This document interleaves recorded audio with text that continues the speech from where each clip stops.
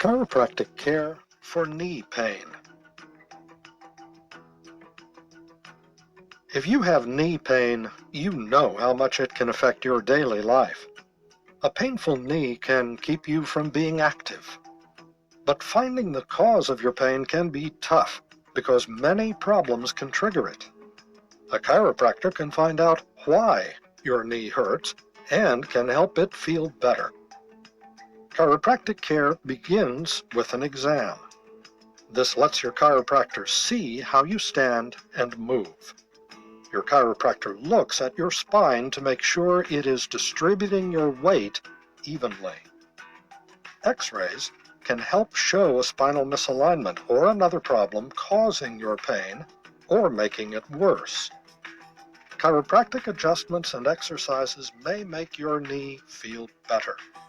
Orthotic devices or other options may also help. You may benefit from a continuing care plan. Your chiropractor can create a plan that is right for your needs.